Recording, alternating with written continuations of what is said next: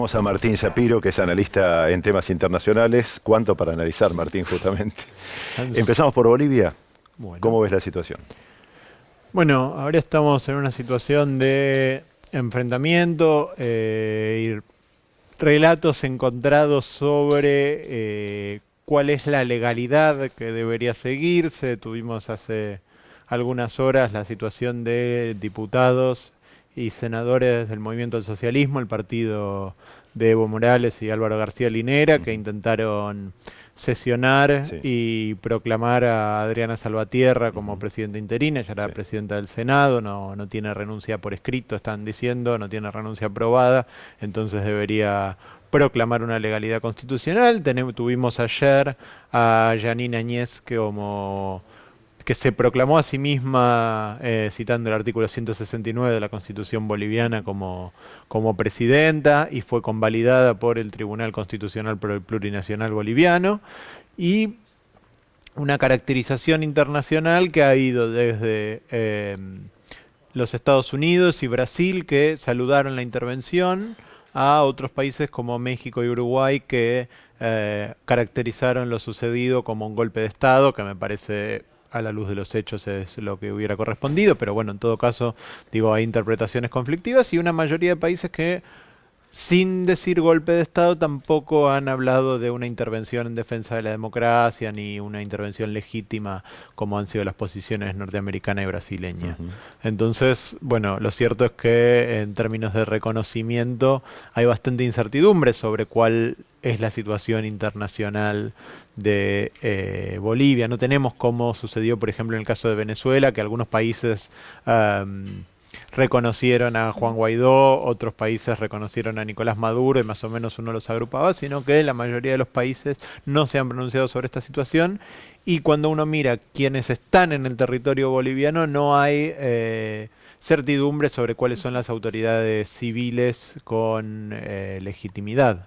Recién acabas de nombrar el tema de Juan Guaidó, que también se autoproclamó. Si, sacando las diferencias de un lugar y de otro, ¿se puede hacer un paralelismo entre las dos personas y por qué deciden autoproclamarse presidentes? Bueno, eso es interesante en el sentido de que si uno mira la proclamación de Juan Guaidó, la autoproclamación de Juan Guaidó, tiene mayores indicios de legitimidad que las de Yanine Áñez en Bolivia, porque al menos lo hace con una asamblea funcionando y en mayorías, y declaran una cefalía cuando se cumple el periodo constitucional de Nicolás Maduro. Es decir, no reconocen la elección presidencial, pero ese no reconocimiento lo hacen a partir de una elección que sí había sido reconocida por todas las partes a la Asamblea Legislativa y con una mayoría.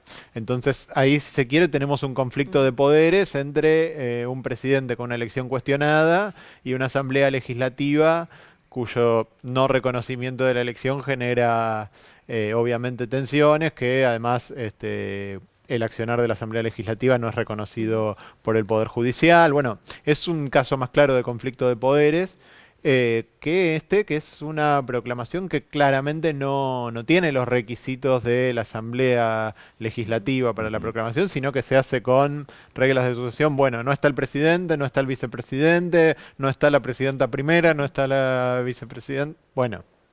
Una especie de abandono de funciones. Exactamente, digamos. Supuestamente es, bueno, estoy aquí porque no hay nadie más para ocuparlo, pero no tienen ninguna legitimación del Poder Legislativo. Y lo que sucede, que además es curioso porque por el modo en el cual habían actuado en otras circunstancias, el Poder Legislativo, el Tribunal Constitucional Plurinacional, avala esta iniciativa.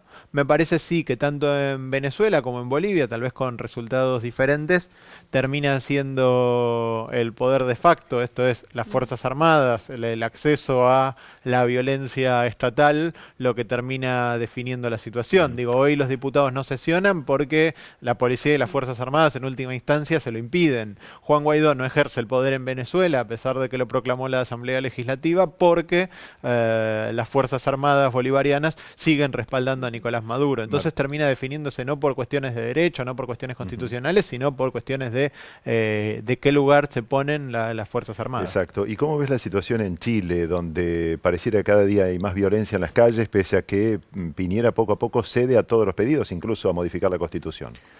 Bueno, se está discutiendo el modo en el cual debería hacerse una reforma constitucional. Efectivamente, Piñera está en una situación de mucha debilidad política, evidentemente no tiene respaldos en la población, no tiene una valoración positiva de su reacción a la crisis, no ha logrado dar con una manera de dejarla atrás.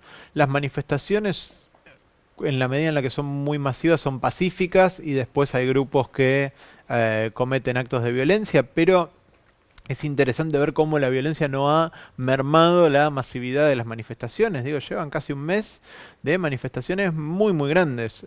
Había sido la manifestación más grande de la historia chilena, que tal vez el único paralelo tenía era el plebiscito contra Pinochet en el 88, y lo siguiente que tuvo fue la huelga general más grande en décadas en la historia chilena. Es decir, es un movimiento que no cede. Ahora, es un movimiento que a su vez no tiene liderazgos claros y no tiene referencias claras. Entonces, tal vez para un presidente que está cuestionado y deslegitimado como es Piñera, encontrarse con que no tiene interlocutores para negociar hace que las demandas sean muy poco corpóreas. No hay una manera obvia de salida. Y después la cuestión de la violencia es una cuestión compleja en la cual todos los actores políticos también de Chile, cuando hablan, dicen nosotros estamos en contra de la violencia, pero hay grupos que la siguen ejerciendo y no son tan pequeños.